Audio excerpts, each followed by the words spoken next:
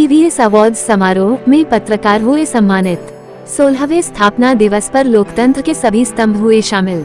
मुंबई, पिछले 1.5 दशक से पत्रकारों के समग्र विकास के लिए काम करने वाले पत्रकार विकास संघ पीवीएस का 16वां मीडिया अवार्ड समारोह शनिवार को आयोजित किया गया।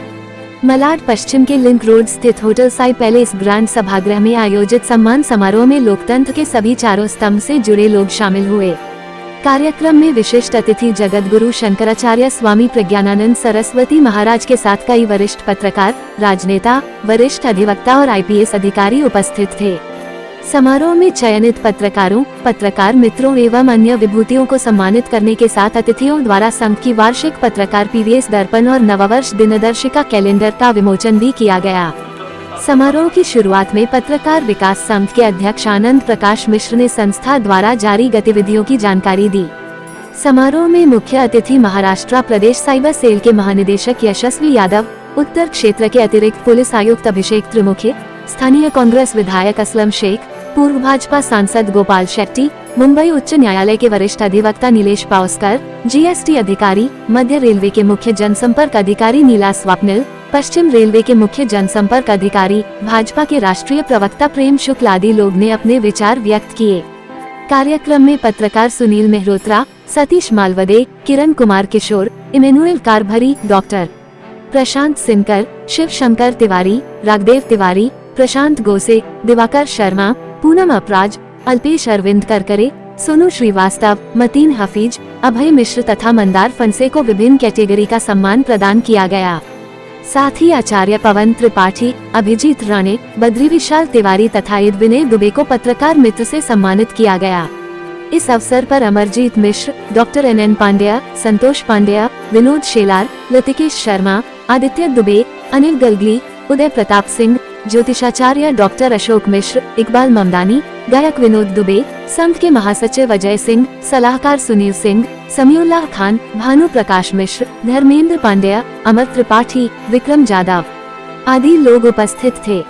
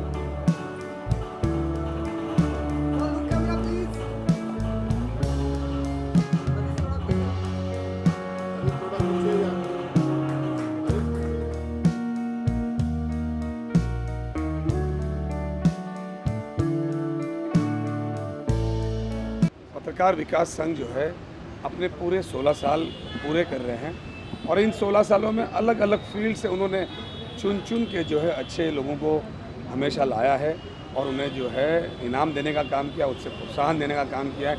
आज भी देश की परिस्थिति को ध्यान में रखते हुए आज भी उन्होंने जो टॉपिक रखा है वो कॉन्स्टिट्यूशन का रखा है।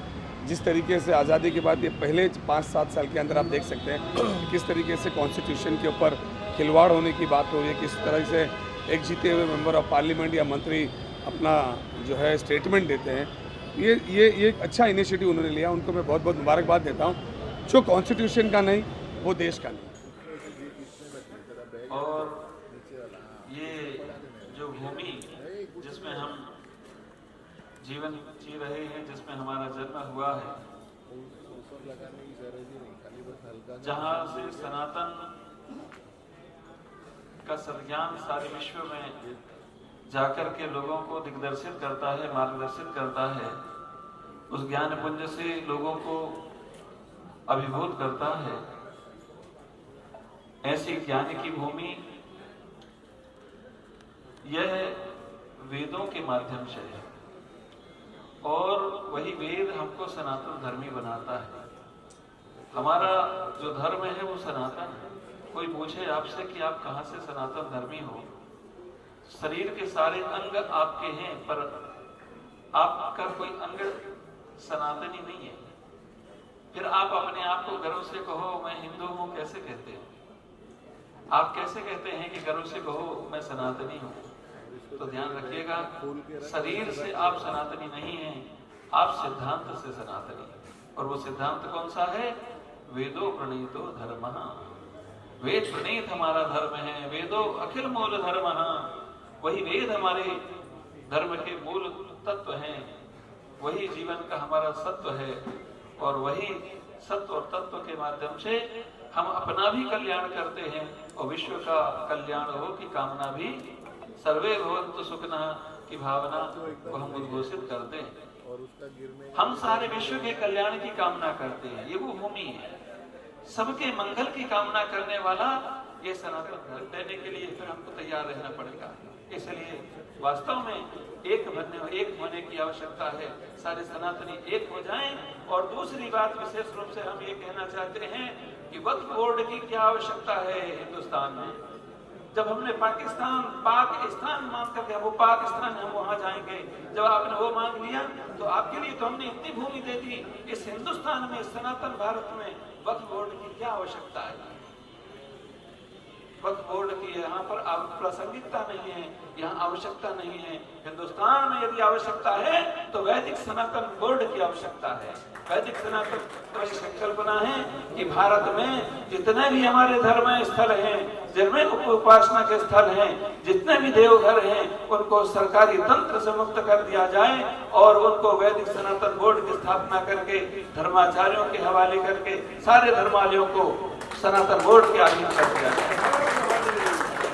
आप उसका दुष्परिणाम देख रहे हैं कि जगन मोहन रेड्डी जैसे लोग मुख्यमंत्री के पद पर बैठते हैं और बैठने के बाद में क्या करते हैं कि वहां तिरुपति बालाजी का मंदिर, जो हमारी उपासना का, आस्था का, श्रद्धा का, समर्पण का सबसे बड़ा केंद्र बिंदु है, जहां पर हम धन नहीं चढ़ाते हैं, अपना सौंदर्य अपने बाल के रूप में, हमारे पास में धन नहीं है तो हमारा सौंदर्य हमको सबसे प्रिय होता है। हम सौंदर्य के रूप में अपनी प्रिय वस्तु बाल वहां समर्पित करते हैं। ऐसे तिरुपति बालाजी के स्थान पर हमारी आस्था के साथ में कितना बड़ा खिलवाड़ किया गया। ध्यान रखिएगा, धन चला जाएगा दोबारा आ जाएगा, पद चला जाएगा दोबारा आ जाएगा, लेकिन धर्म यदि चला गया तो वो दोबारा तुम्हारा कभी नहीं आने वाला। इसलिए चिंता धर्म की करनी है। और उस धर्म स्थल से क्या हुआ?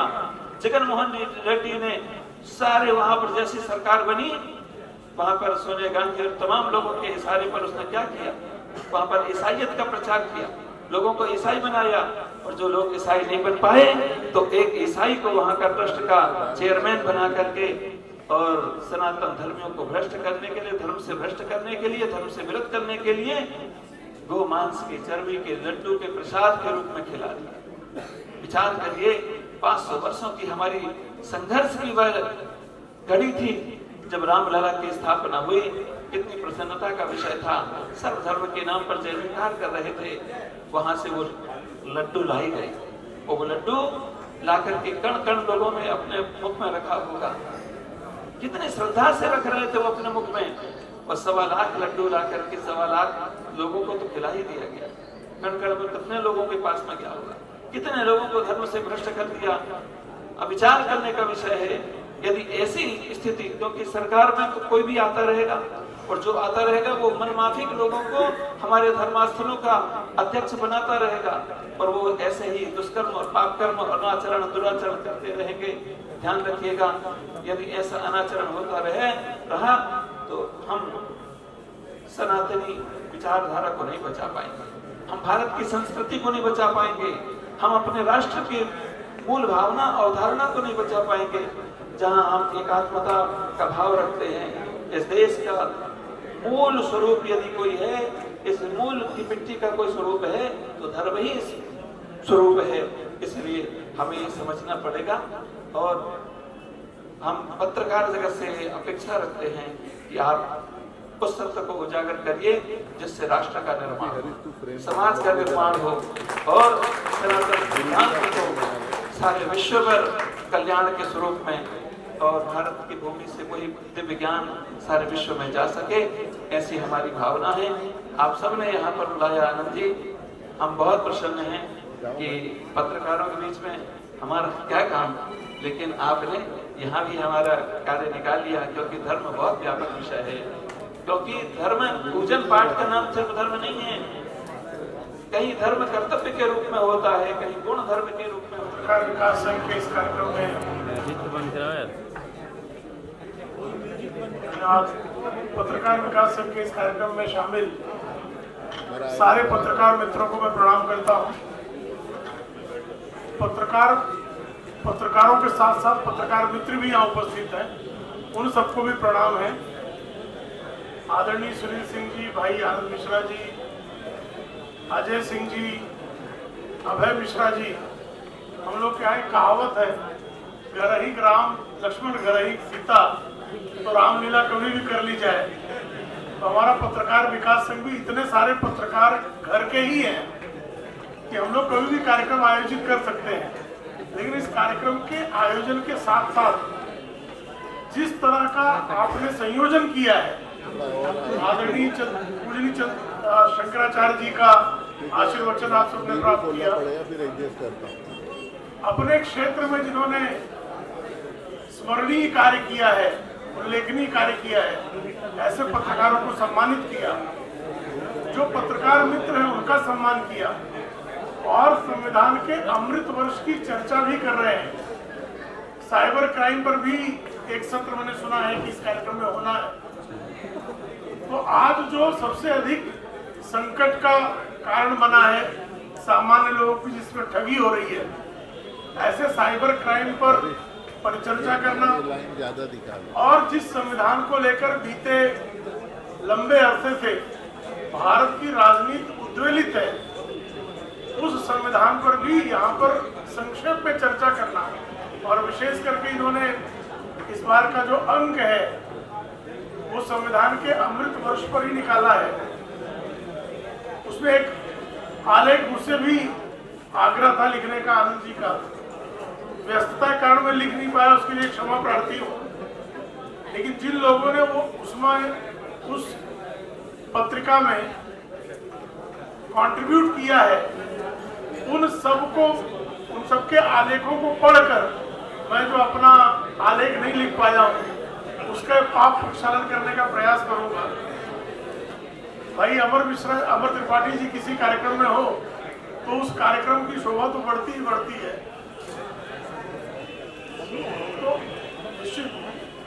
तो संविधान के इस अमृत वर्ष में जिस तरह से स्त्रियों के सशक्तिकरण का प्रयास हो रहा है, जिस तरह से युवाओं के सशक्तिकरण का प्रयास हो रहा है, जिस तरह से भारत को 2047 तक विश्व की सबसे विकसित शक्तियों में अग्रक्रम पर ले जाने का संकल्प आदरणीय मोदी जी ले रहे हैं, वैसे में संविधान को लेकर किसी तरह का खतरा तो नहीं है, यह सुनिश्चित है। क्योंकि संविधान के लिए जो खतरा थे, उस खतरे से देश ने स्वयं को जो है मुक्त करने का कार्य कर लिया है। तो इसलिए जो है पत्रकार बिरादरी संविधान पर चर्चा कर रही है, जो संविधान का चौथा स्तंभ है। जो 3 स्तंभ है उनको तो मान्यता प्राप्त है, लेकिन जो चौथा स्तंभ है वो इन तीनों स्तंभों के बीच में एक अदृश्य शक्ति है। जैसे आपके शरीर में आत्मा कहीं दिखाई नहीं देती है, जब कोई आपके अंगों का विश्लेषण करेगा, किसी डॉक्टर से कहेंगे पोस्टमार्टम कीजिए और आत्मा दिखा दीजिए, तो आत्मा दिखाई नहीं देगी। उसी तरह से पत्रकारिता जो है वो हमारे संविधान के तीनों स्तंभों में दिखाई तो नहीं देती है, लेकिन उनका नियंता बनकर नियंत्रण निश्चित तौर पर करती है। तो पत्रकार बिरादरी अगर संविधान के अमृत वर्ष में संविधान पर परिचर्चा करती है तो यह निश्चित तौर पर एक अच्छा लक्षण है। तो मैं इसके लिए आप सबका जो है, आप सबको साधुवाद देता हूं, आप सबका अभिनंदन करता हूं। और जैसा सुनील जी ने कहा है कि बात संक्षेप में रखिएगा, पहले ही उन्होंने राइडर लगाया हुआ है, तो उनकी बात का मैं सम्मान करते हुए आप सबने इतनी शांति से मुझे सुना, क्योंकि पत्रकार किसी को शांति से सुनते नहीं है, तो इतनी शांति पूर्वक, इतने सम्मान पूर्वक मुझे सुना, इसके लिए आप सबका मैं ऋणी हूं। और अपनी बात को आप आगे सुनना बंद करें, उसके पहले खत्म करता हूं। धन्यवाद। इसलिए वो अजय भी है। हम सब आज पत्रकारिता क्षेत्र में काम करने वाले दृढ़ निश्चयी लोगों के इस कार्यक्रम में उपस्थित हुए हैं। बहनों भाइयों, किसी दूसरे सेंस में लिखा गया ये शब्द है कि ये आग का दरिया है और डूब कर जाना है। पत्रकारिता के क्षेत्र में काम करने वाले लोग भी उसी आग के दरिया में डूब कर जाते हैं और फिर वहां से जो मोती निकाल कर लाते हैं उससे लोगों का, समाज का मार्गदर्शन होता है। केवल सूचना देने के लिए पत्रकारिता नहीं होती, क्योंकि ये डाकिया नहीं है पत्रकार, वो शिक्षण भी करता है, लोगों को सूचना के साथ साथ शिक्षा भी देता है। इसलिए इस समाज को, समाज के कार्यक्रम में आकर मुझे बहुत खुशी हुई है। और जैसे सभी समाज के बीच में एक तरह की चुनौती होती है, उस चुनौती से लड़ने के लिए किसी ने अच्छे शब्द कहे हैं, 2 लाइन में आप सबको सुनाता हूँ। और आप लोग भी जैसे किसी एक विशिष्ट चीज का इंतजार कर रहे हैं, मैं भी उसमें शामिल होना चाहता हूं कि मंजिलें क्या हैं, मंजिलें क्या हैं, रास्ता क्या है, हौसला है तो फासला क्या है। इसी हौसले के साथ आप लोग को भी अपनी राह मिलेगी, मंजिल मिलेगी। मैं आप सबका, खास करके आनंद मिश्र हर वर्ष हम सबको, उनकी पूरी टीम हम सबको यहाँ बुलाती है, हौसला अफजाई करती है और साथ ही साथ जायकेदार भोजन भी कराती है। इसके लिए मैं उनका शुक्रिया अदा करता हूँ। बहुत बहुत शुक्रिया। मुख्य आयोजक हम सबके मित्र आनंद मिश्रा जी, अजय सिंह जी, सुनील कुमार जी, उनके सभी साथी पदाधिकारी, मुंबई भारतीय जनता पार्टी के हमारे नेता अमरजीत मिश्रा जी,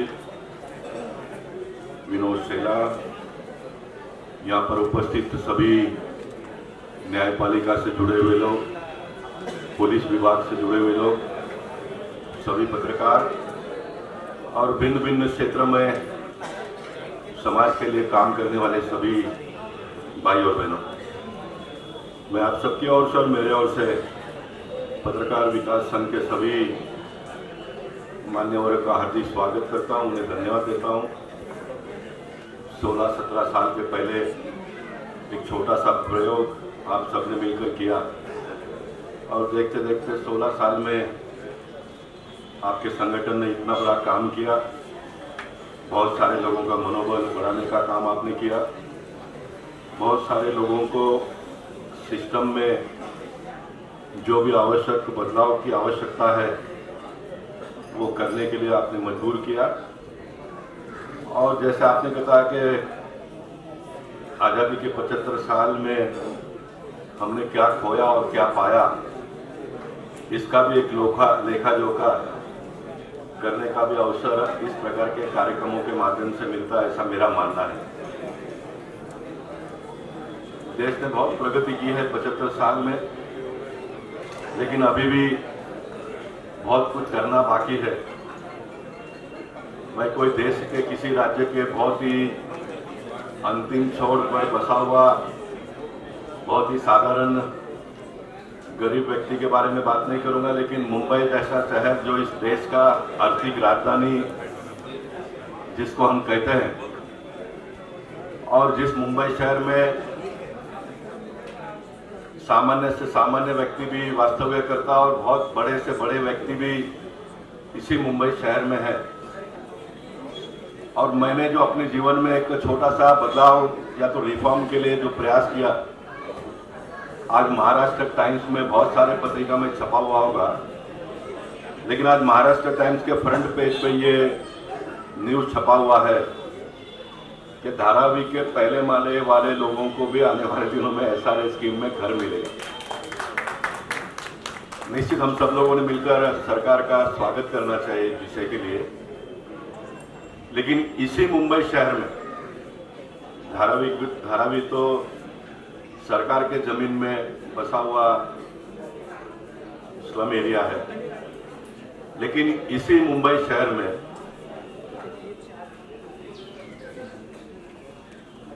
कुछ वर्षों के पहले या तो जब भी मुंबई का वास्तव हुआ और मुंबई शहर में लोग घर बनाकर रहने लगे, तो इसी मुंबई शहर में प्राइवेट जमीन पर, मैं बहुत मेरी बात को बारीकाई से सुन लीजिए, प्राइवेट जमीन पर जमीन मालिक ने खुद चाली बनाया ग्राउंड +1 का, जमीन मालिक ने उसको बेचा, खरीदने वाले ने उसको खरीदा और कम से कम 50 साल से वो उस घर में वास्तव्य करता है।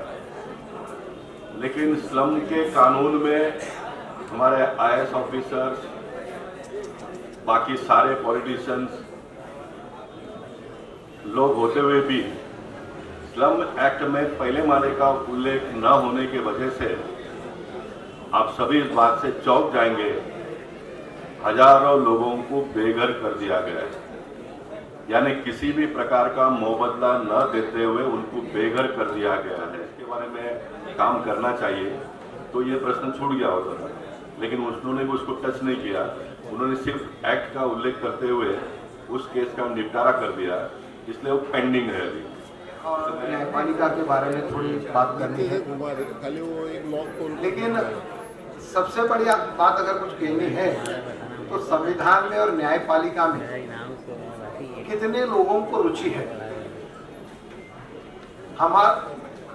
हम न्यायपालिका की तरफ तभी देखते हैं जब कुछ केस बनता है, वरना हम लोग ये नहीं सोचते हैं कि न्यायपालिका क्या है, कोर्ट्स क्या है, सुप्रीम कोर्ट क्या है, उनकी जिम्मेदारियां क्या है, उनका कर्तव्य क्या है, और संविधान की सही में कोई जरूरत भी है और संविधान से बनाई गई न्यायपालिका की कोई जरूरत भी है। ये सारे विचार हम लोग बहुत कम बार करते हैं। आज अगर न्यायपालिका के बारे में अगर हम कहें तो सबसे पहली बात यह है कि ये जो न्यायपालिका आज की तारीख में हम लोग देखते हैं, ये हमने ब्रिटिशों से ली हुई है। ये सबसे पहली बात हमको समझनी है। हमारी जो अगर परंपरा देखी जाए तो परंपरा के हिसाब से हमारी जो न्यायपालिका थी वो पूर्व जमाने में राजा के पास हुआ था। जब राजाओं का राज हुआ करता था तो राजाओं के पास, जिसे हम आज लेजिस्लेशन कहते हैं, यानी कि कानून जो बनाते हैं, तो वो लेजिस्लेशन भी राजा के पास हुआ करता था, वही कानून बनाते थे।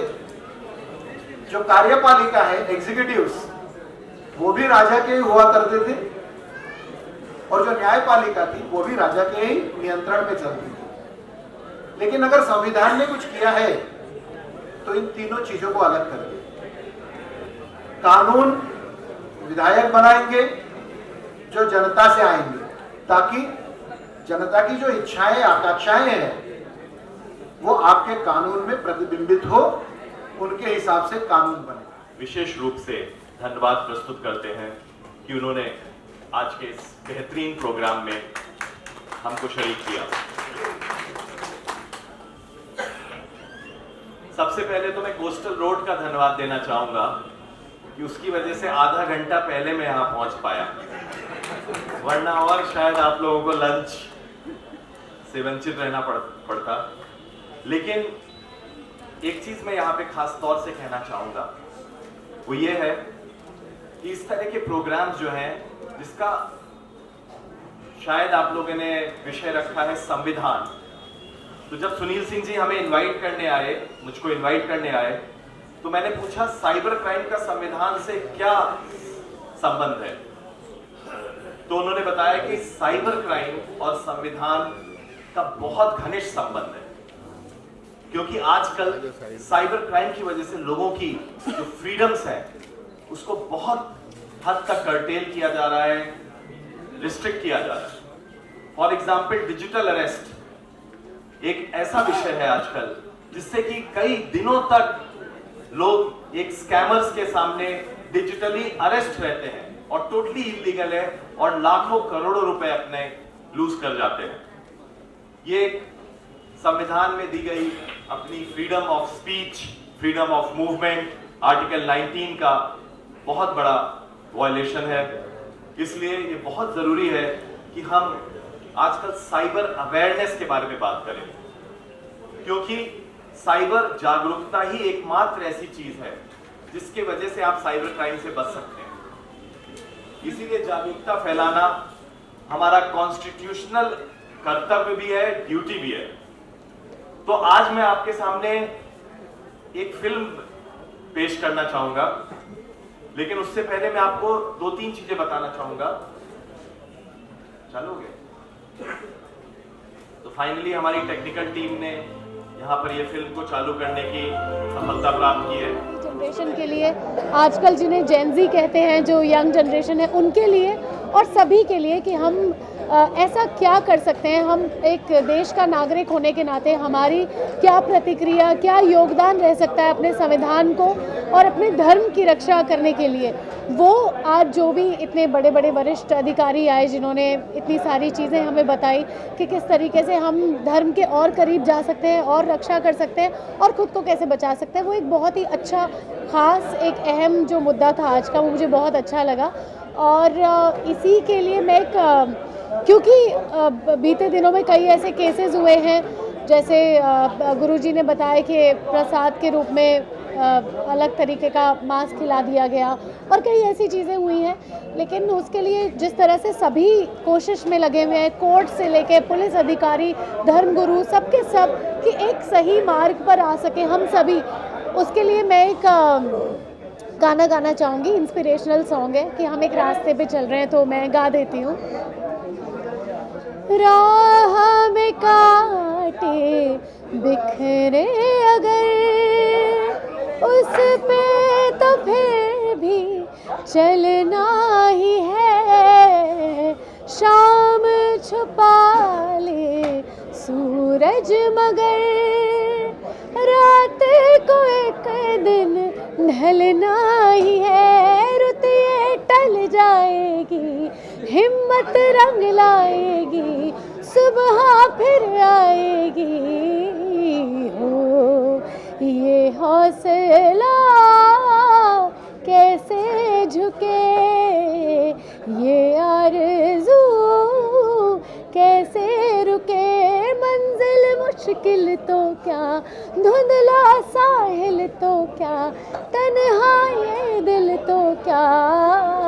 हो ये हौसला कैसे झुके, ये आरज़ू कैसे रुके।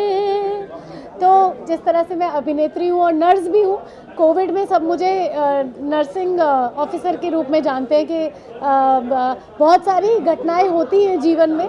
जैसे कोविड में ऐसा था, मुझे राइट साइड पैरालाइज हुआ था आईसीयू में काम करने के कुछ 1 साल बाद।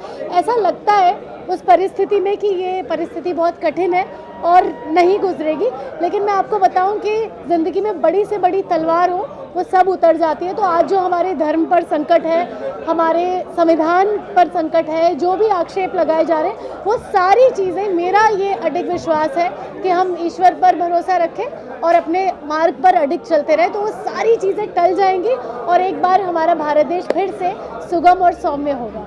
धन्यवाद जी। बिल्कुल, पत्रकार विकास संघ का ये 16वां साल था, ख़त्म हो गया, अब 17वां शुरू हो गया। और सभी पत्रकार पूरे मुंबई से, चाहे इलेक्ट्रॉनिक मीडिया हो चाहे अखबार हो, सभी लोग जुड़ते हैं और पत्रकार संघ का यही बल है। पत्रकार विकास संघ इसी वजह से 16 साल पूरा कर पाया है और ख़ास करके हम लोग, जो हमारी टीम है वो इतना अच्छा काम करती है और जो मुंबई के गिने चुने पत्रकार हैं जो अच्छा काम करते हैं उन्हें सम्मान नहीं मिल पाता है।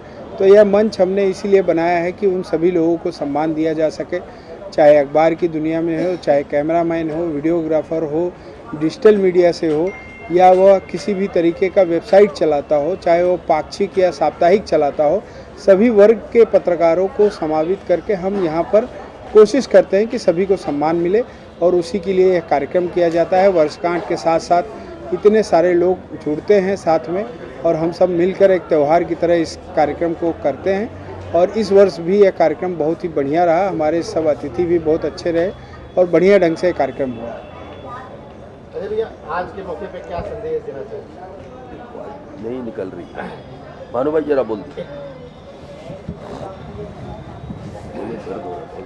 देखिए, सबसे बड़ी बात है कि संगठन बना लेना अलग बात है, संगठन को एक परिवार की तरह चलाना अलग बात है। मुंबई में प्रत्येक क्षेत्र में अलग अलग संगठन है, पत्रकारों के बहुत से संगठन हैं, लोग काम कर रहे हैं। अब उसकी पहचान कैसे होती है, उसके कार्य से होती है। पत्रकार विकास संघ पिछले 16 सालों से जिस ढंग से अपने साथियों को एकजुट करके उनके सुख दुख में खबरों के लेकर के हर ढंग से साथ रहता है और उनके कार्यों को प्रोत्साहन देने के लिए साल में एक बार अपना स्थापना दिवस पर उनको सम्मानित करता है, ये हमारी सबसे बड़ी उपलब्धि है। कई बार देखा जाता है कि केवल लिखने वालों को ही पत्रकार माना जाता है, लेकिन हमारे यहाँ ऐसा व्यवस्था की गई है कि जो फोटोग्राफर है वही पत्रकार मान किया जाता है, उसके काम को भी सराहा जाता है। जो वीडियो में अच्छी एडिटिंग करते हैं, वीडियो रिकॉर्डिंग अच्छा करते हैं, उनका भी सम्मान किया जाता है। हमारी जो चयन समिति होती है उसका पूरा फोकस रहता है कि पत्रकारिता की हर विधा, हर क्षेत्र को छुआ जाए, उस क्षेत्र में अच्छा करने वाले को उसका उत्साह बढ़ाने के लिए हम उसको सम्मानित करें। चाहे अंशकालिक पत्रकार हों, किसी भी अखबार से जुड़े हुए हों, उनका जो अनुभव रहता है, जो उनकी गुणवत्ता होती है, उसको सम्मान करने के लिए हम लोग इसकी व्यवस्था करते हैं कि हर साल उनको हम सम्मानित करें। निश्चित रूप से जिस तरह से हमारी टीम आनंद मिश्र जी के और अजय सिंह सुनील जी के नेतृत्व में हम एक समूह के रूप में काम कर रहे हैं, बिना किसी भेदभाव के, बिना किसी ऊंच नीच के, और सब लोग तत्परता से अपनी ड्यूटी निभाते हैं। जैसे एक परिवार में कोई कार्यक्रम होता है उस तरह से होता है और इसमें सबका सहयोग रहता है और जब कार्यक्रम सफल होता है तो मन को बड़ी तसल्ली होती है, शांति होती है। निश्चित रूप से ये हमारे नेतृत्व का गुण है, उनकी विशेषता है कि सबको एक सूत्र में माला बना के रखे हुए हैं और हमारा संगठन चल रहा है। अभी तो हम 16 साल हुए हैं, ईश्वर से प्रार्थना करेंगे हम 25 साल मनाएं, 50 साल मनाएं, 100 साल मनाएं, ऐसे कार्य चलता रहेगा। क्या संदेश देना चाहेंगे आज के मौके पर? इन 16 वर्षों में पत्रकारों के लिए संस्था बहुत बढ़िया काम कर रही है। आज आपने देखा होगा पत्रकार केवल लिखते हैं, दूसरों के समारोह में जाकर रिपोर्टिंग करते हैं। ये एक ऐसा प्रोग्राम है जिसमें पत्रकारों का अपना प्रोग्राम है, उनके परिवार जैसा है और यहाँ पर वो आते हैं तो उनका सत्कार किया जाता है जिन्होंने साल भर अच्छा काम किया है। आपने देखा होगा यहाँ प्रशासनिक स्तर के लोग, राजनीतिक स्तर के लोग, धार्मिक स्तर के लोग, संस्कृति से जुड़े हुए लोग, समाज के सभी वर्गों को यहाँ पर इकट्ठा करके एक उत्सव का रूप देते हैं। और इस बात का अभिनंदन करना चाहिए सुनील सिंह का, अजय सिंह का और अध्यक्ष आनंद जी का कि उन्होंने 16 वर्षों से इस संस्था को एक परिवार के रूप में बहुत बड़ा विशाल रूप दिया है, जिसमें आप सभी पत्रकार भी शामिल हैं और ये दिनों दिन प्रगति करे, यही कामना है।